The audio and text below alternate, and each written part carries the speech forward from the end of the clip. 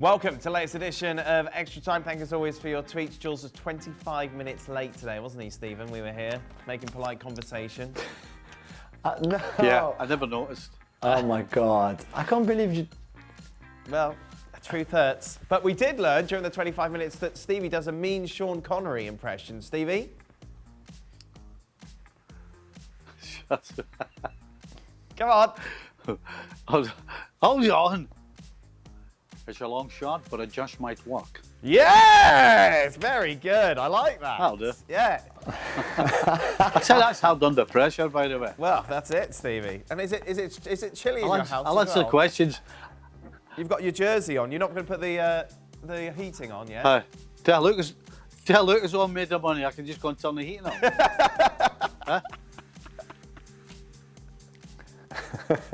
Hey. Oh my God! This is near Ralph Lauren, by the way. Let me tell you. That's a shock. Yeah, Walmart special. Lovely. There you are. Keeps you warm then, doesn't it, Stevie? Yeah, just turn the heating on. Oh yeah, like a big time in Yeah. November when it's freezing outside. Yeah, it's very cold.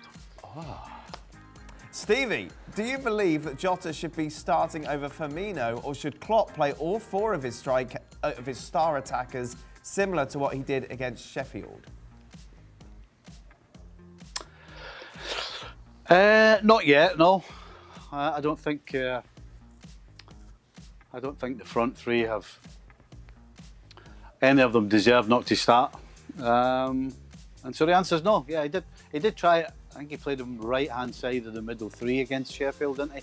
Didn't quite work out. He's definitely better going forward than as part of a front three. But I don't think the time is right yet to make a change. What does Stevie think about the job Gerrard is doing with Rangers, and do you see him as Klopp's eventual successor? Well, he's doing a good job. Listen, when he took over, Rangers were absolutely miles away from getting anyone near Celtic.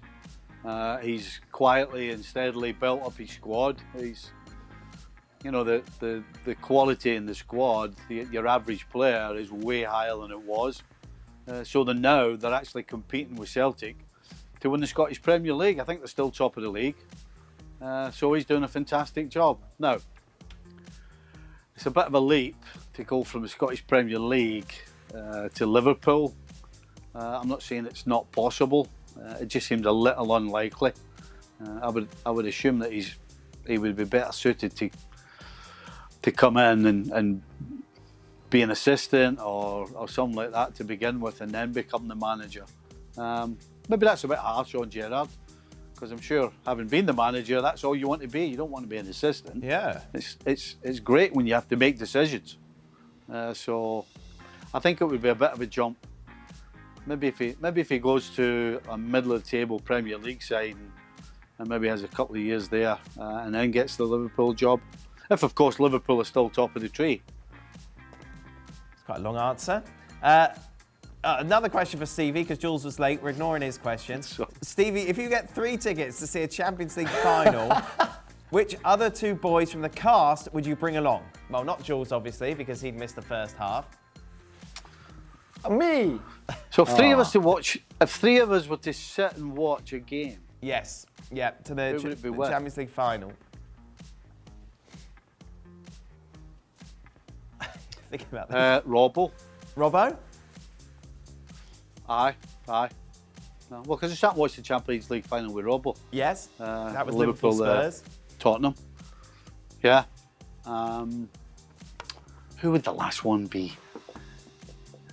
It'd probably be you, Dan, because you're a bit of a punter. You would just really love it and have a smile on your face. Oh, I mean, if you took very Craig, nice. he might not even bother. He might not even bother watching the game while he's there. Yeah. And then ask you about it at half time. What happened there? Yeah. No, I wouldn't smile that much. Yeah. So I would take you and Robbo. Yeah. Thank you very much. Not Jules.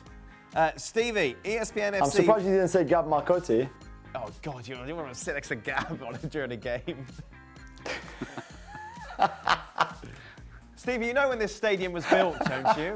You know the history of the ground before this was a stadium. What are you talking about? I've no idea what you're talking about. What stadium?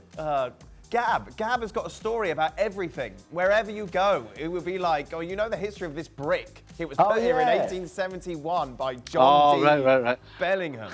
Yeah, I know. I wonder. Yeah, why? Stevie was showing Stevie, ESPN FC was showing a mic'd up version of Thierry Henry barking instruction to players from Montreal. It was entertaining, but is it effective? I always told to coach during the week, not during the game. Ooh.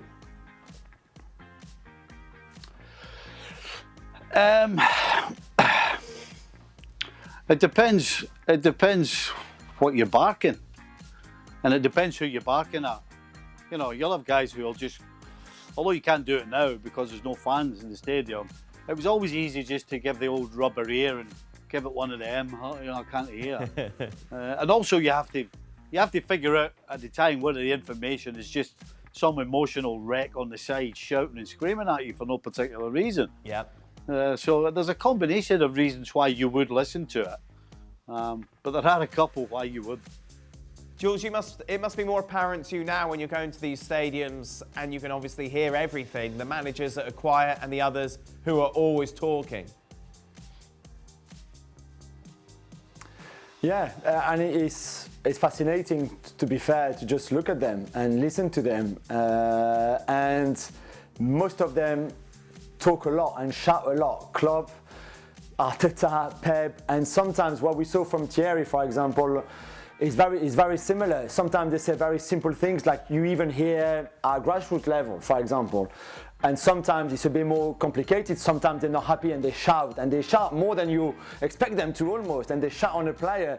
And I mean, Klopp, I always remember against Thiago Alcantara, for example, one of his first games, and it was like, wow. But then the next minute it was forgotten, and then Klopp praised him for a great pass that he did or something. And I think that's what happens. If you think that a manager should not talk during a game, and some don't do too much of that, but I still think that that's part of the job of a manager. I think you have to guide them in a game. There's something that the players can't see that you can see on the touchline, that your assistant in the stand who are higher up than you, for example, can see and give back feedback to the manager, who then can feed back to his players. So I think it's very important to have that kind of communication. It's just that some do it more than others, some shout louder than others.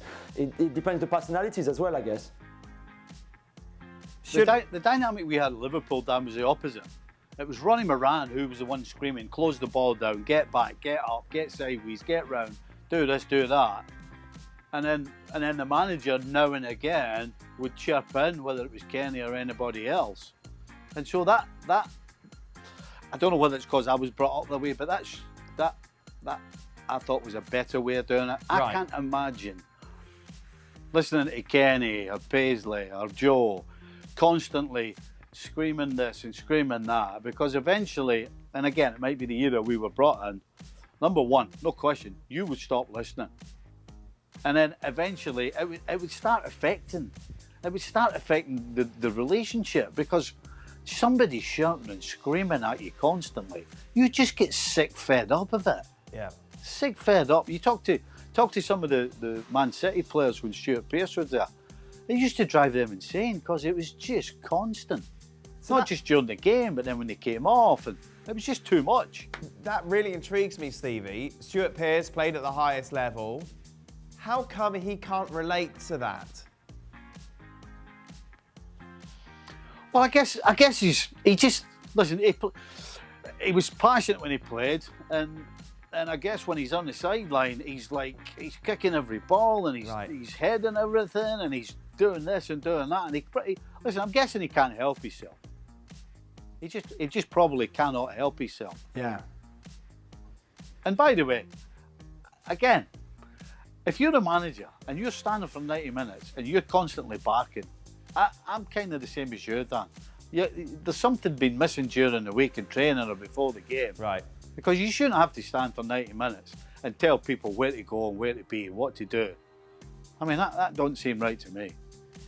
Should Manchester United be trying to get Pochettino as soon as possible before any other clubs such as PSG and Real Madrid need him, Jules?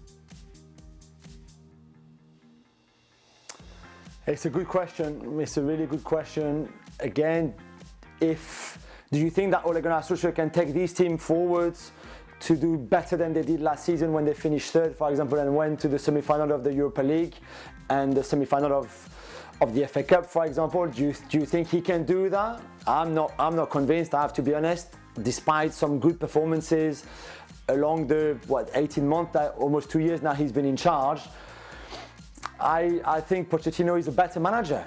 And again, that's no disrespect to Ole Gunnar Solskjaer, but I think Pochettino is a good manager. I think Pochettino could do a very good job at that club with some of the current squad, but would improve that squad, and I think can improve players individually as well more than maybe Solskjaer can. I think it's a very good debate. I don't think Solskjaer will be sacked anytime soon, but I think Pochettino still being free out there, and we saw him here in the UK on television tonight, and he was very good. And he's clearly on television because he wants people to see him and say, hey, you know, I'm here. If you need a manager, I'm here. That's why he was on television tonight. Otherwise, he would have stayed home in London. But no, he was on television. And yeah, I think it's a very good question. What about his hair, Jules? It looked great, didn't it? It's just, he knows the lockdown is coming, second lockdown, no barbers. Oh. He should have gone earlier. He didn't have time. And now I think it's too late. Too late for him. I liked it. Very full. Beautiful. Jules, how happy are you that your friend Nene is looking to extend his contract with PSG? How many more years of birthday parties do you expect to be invited to? Well, I believe it when I see it. They obviously have talked, will talk again. He's 28, so he's obviously closer to the end than to the beginning. How many years do you give him more? He wants, I think, quite a lengthy new deal. So he's out of contract in June 2022. He wants, I think, another 4 years on top of that. That's a long time. He's obviously on huge money. I don't think he's ready to take a pay cut, and rightly so. But if at least he doesn't ask for more money, maybe that's doable somewhere. Let's not forget that Kylian Mbappe, I think, is more of a priority because of his age, because the fact that he's from Paris and all other reasons. So I think if they could extend just one of the two, it would be more Mbappe. If they had to choose, probably the Neymar. But if they can't keep Mbappe and extend him, I think Neymar will still be great, and to keep him at the club is very complicated, and I just don't think there's a quick answer to it. But I mean, I'm here for more parties anyway, you know that. Certainly not a quick answer to it. Final question. Who is their current favourite player in the world? Wow. Who are you going for, Jules? God, I need a bit of time. You know, Stevie had 25 minutes to think about that, waiting for me. I'd like. It's still raw. I don't think we can joke about it, Jules. Sorry, Stevie. Sorry. I take it back. Favorite players right now. I will go. Oh, that's tough. I need. Mane. I'll go with Mane right now. Every time he gets it. A Liverpool player. Oh, shock. Oh, what a surprise. Oh, who would have thought? What a surprise. Who would have thought? What was you want? Oh, sorry. It's hard. You know what? I'll go for Ibrahimovic. Calvert-Lewin. Ibrahimovic. I'll go for Ibra. The guy is 39. How is he still playing at that level, scoring goals, being so fit, playing 90 minutes every week, sometimes even every 3 days with the Europa League as well? It's just, I think it's, whether you like him or not, I don't know, I think it's remarkable, incredible. Good stuff, guys. Thank you very much. ESPN FC back on your screens tomorrow. Until then, goodbye. Well, thank you very much for watching ESPN on YouTube. For more sports highlights and analysis, be sure to download the ESPN app. And for live streaming, premium content, and let's not forget as well, ESPN FC 7 days a week. Subscribe to ESPN Plus.